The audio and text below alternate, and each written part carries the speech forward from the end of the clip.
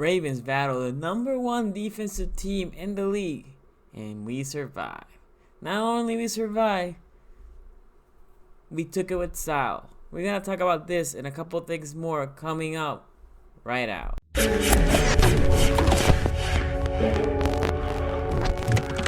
Renegade. Hey guys, my name is Sunny. Welcome to szg Sports. And if this is your first time in this channel and you love some Ravens content, please don't forget to subscribe now and hit the bell so you can stay up to alert every time I upload a video. Not only when I upload, when I go live. Remember, every Tuesdays, 8:30 Eastern, I go live. I take phone calls. Have been doing pregame shows before the game. So, if you want to join that stream, also, it's important for you to hit that bell. I get all the time like, man, missing it. What's going on? YouTube's not alerting me. Hit that bell and you're going to find out. You're going to get a notification as soon as I upload or go live. Also, this Sunday, we are going to have a watch party at BlueGrass, Baltimore. The description is going to be below. It's going to be fun, free food. Come join us. Please bring hats or socks as we're going to give donations to a shelter nearby. Okay, this is my love and hate episode, and it's important because it was a hell of a game. It was. If you're not a Ravens fan, if you're not a Niners fan, you were watching this game like, man, this is two really good teams going back and forth.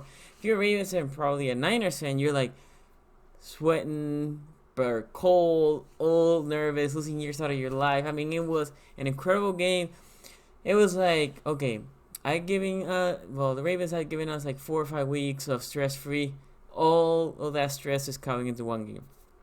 Independently, we took that dub, which is all we care, right? We took that dub against a really, really, really good team in the Niners side. Shout out to them. They play a great game. So, my love and hate episode. Let's start with what I love. You know what? Let me start with what I hate. Because it's always good to finish with love. Bad tackling. Oh my God, we couldn't wrap up. I know it was wet, but it looked like it was wet and they put butter around them because we were not tackling. The other thing, it looked like we, specifically on the running attack, were afraid maybe to getting hurt or something, but we weren't going 100 there versus the offensive players on the Niners side were going 100. So that was discouraging. They don't like that. That first touchdown. Peters could have intercepted that ball if he located that ball. And then we talk about a different game, right? Because that was a big drive. Other than that, they had another huge drive, and that's it. But Peters didn't like that. There was a couple other plays that looked like his guy got lost in between traffic, or he just maybe he was looking for something else. But Peters, I think he had his worst game as a Raven. The running backs. I actually didn't think the running backs ran that well. I know Ingram had a couple of good runs here and there, but overall wasn't his best game. Okay, this one is big. Outside containment. So I don't know if the Niners watched something on film, but my God, that outside was there to be taken. I don't know if what Ferguson, I don't know what Judon did. Middle linebackers, another thing I didn't like. Did Ford play? I mean, I know he played, but was he? I mean, every time I looked, I couldn't see him. I was looking for him. He wasn't making plays.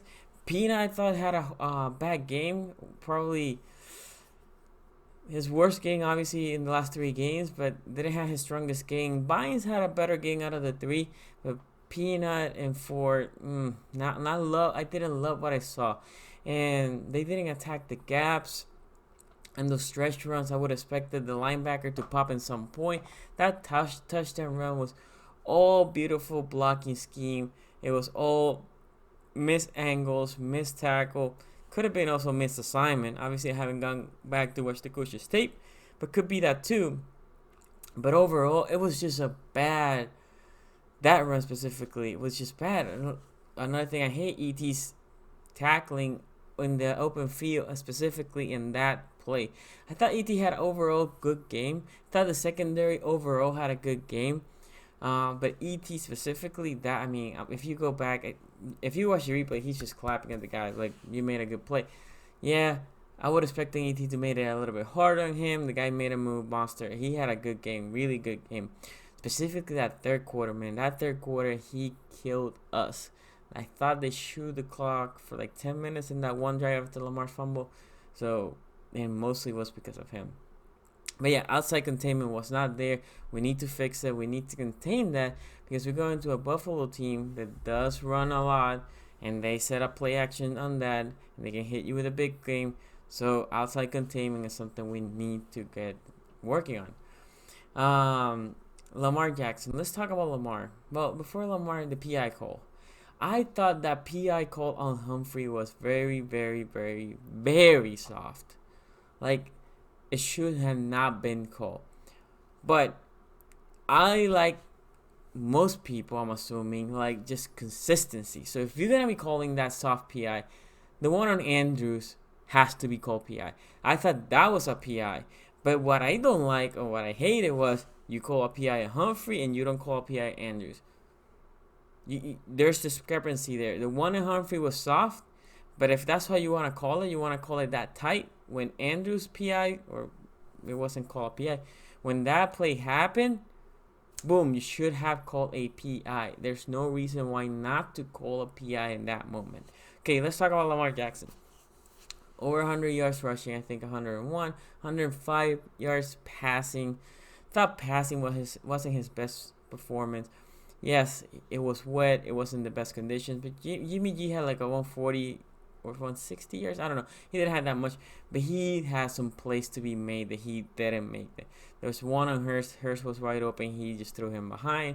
There was other guys. Can't remember the exact play, but it was one that he went towards Andrews going on the probably like a drag route, and looked like Hollywood Brown was on the other side popping free, and he didn't look into that side. Also, I thought a couple passing plays. So Lamar looked like, I'm going to run on running plays. On passing plays, I'm not going to run. There was a lot of space there on passing plays. And gets me back to the third quarter. If you check that third quarter and that drive that changed the momentum a little bit when we're driving, we're moving the ball, we're pushing the ball, and that was a beautifully called play by Giro. Play action pass, play action run, the keeper, and it's beautiful. Andrews, hell of a block. Lamar, for some reason, decides to cut it inside. If he cuts it outside, if he doesn't have a touchdown, he's getting down in the 5-yard line. It would have been a great run, but he decides to cut it inside, and it was a fumble. All good. Fumbles happen. After that, his running style was completely different. He didn't run as aggressive. He ran timid. He ran almost scared. When you saw him going between two guys instead of his usually running attack, now he was just grabbing the ball, hugging it, because I feel like the fumble wasn't his head. So I need that to go away. The guy made a hell of a play. The guy from San Francisco made a hell of a play. And, it happens. And that, if I watch him film with him, it's like, dude, you needed just to bounce it out, and you would have gone at least 10 or 15 more yards. And that fumble happened in a 20-something yard. So that I didn't like. I didn't like how he ran. I didn't, again, after the fumble. Before the fumble, it was running like his usual self. After the fumble was when the running attack wasn't great. And in the passing attack, it wasn't his best game. Okay, that's what I hated, guys. Overall, it was a really good performance. Think about it. This was the second team in points. One of the top teams on offense, the sixth team on offense. We only allowed 17 points. This is a number one defense. We scored 20, although that's way low for what we usually average. But yes, 20 points. We averaged 200 yards, and then we rushed for like 170 yards this week. Anyway, let's go to what I love. O-line play. The O-line was great. Stanley, shout out to you. Where's that big bad boy Bosa? Where is it? I'm still looking for him. I was expecting to see the rookie. I'm like, that's the guy. That's defensive player, rookie defensive player of the year, and potential defensive player of the year. Stanley did a hell of a job. All I see is every game that passes by, Stanley's accounts go right? It happens, man. The guy's playing right. But not only Stanley, Yanda had a good week.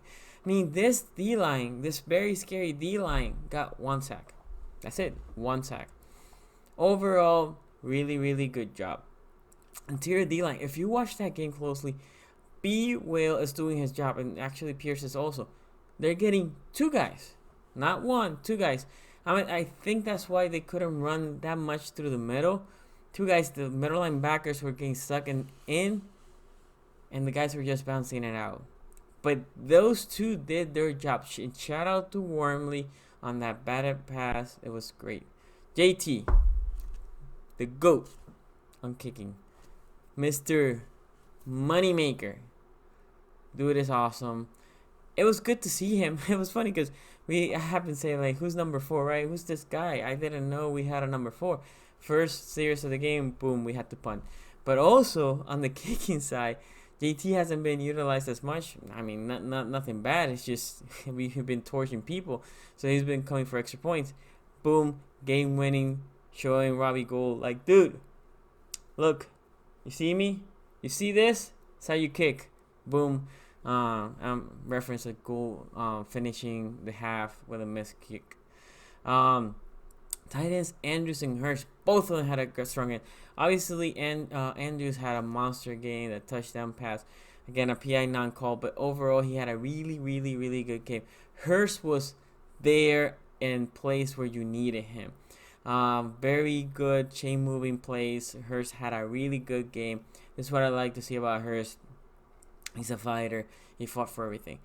Clark, that fumble was awesome. That gives him half a sack fumble. And Ferguson's ability to be there. Let me say something. Ferguson has been progressing a lot. I know I put him in what I hated because the edge containment wasn't there. But rushing the passer ability, I seen flashes, and I like what I seen. So in this case, it was Clark that got the fumble or pushed the fumble. Ferguson recovered. Also, had to say, the awareness of Ferguson when that ball got batted to look for the ball, almost get a pick. I know he didn't get a pick. That was really good. Overall, guys. Let me also say, I almost completely had to finish this game. As soon as they got the first down, they said, why we need to go for a touchdown? Let's go for a field goal. I thought the Niners was going to allow them to score a touchdown and then, try for them to tie it. But they just say, okay, let's see if Tucker misses. I would have called an extra timeout in that third down and let them see if they can get a couple yards just running an I formation through the middle. Or similar to what Lamar ran where he kept it, and just tell Lamar, don't get any hit, just slide. Okay? That's what I would have done. They said, nope, 3rd and 13, whatever. We're just going to kick it here. They run it down. And that's fine because it's a safe play. You don't make it, we go to overtime. But they know they had JT. That's what they have. Okay, that was smart. That's how you coach. Shout out to John Harbaugh. That is a hell of a move. It's the move that you needed to make. But, Harbaugh likes to get overly aggressive. This time, it wasn't the time. It was perfectly executed. Anyway, overall, guys, we had a really good game. 17 points allowed. We scored 20. That's what you want. Take that dub. Are there things to be corrected? Yes. Outside containment, again, we cannot allow that. If not, against Buffalo, it's going to be a tough game, and it is in Buffalo. So make sure that is cleaned up. Thought the secondary, for the most part, had a good game. On these conditions, on the rain, everybody was, being overly careful. So I'm going to think that's what happened to Peters. That's what happened to Jimmy Smith. And, important thing is, for me, I said this in my pregame, I'll take the L with health. Well, I even take better my W with health. Everybody, for the most part, was healthy. I know Peanut went out a couple of times this game, so we had to monitor that. But overall, great game for the guys. And again, guys, don't forget, next week, Sunday, I'm going to start a live stream at 10:30 to noon. But come join me. I don't know if you went and saw the pregame live stream. Don Dimelo, one of the guys, you've seen him here in the live comments. He came. I put him in the mic, so if you want to do that, just swing by. You can talk in the mic and your score prediction, and then just kick back, watch the game, free food. It's gonna be awesome, guys. So come join next Sunday, 10:30 Eastern. I'm gonna stay there probably until 4 until the game's over. Hey guys, if you like this video, give it a thumbs up. Subscribe to the channel. Follow me at szg.sports, Facebook, IG, Twitter, obviously YouTube. And don't forget, every Tuesdays 8:30 Eastern we have the live stream. Thanks for watching, and I will see you next time. Peace out.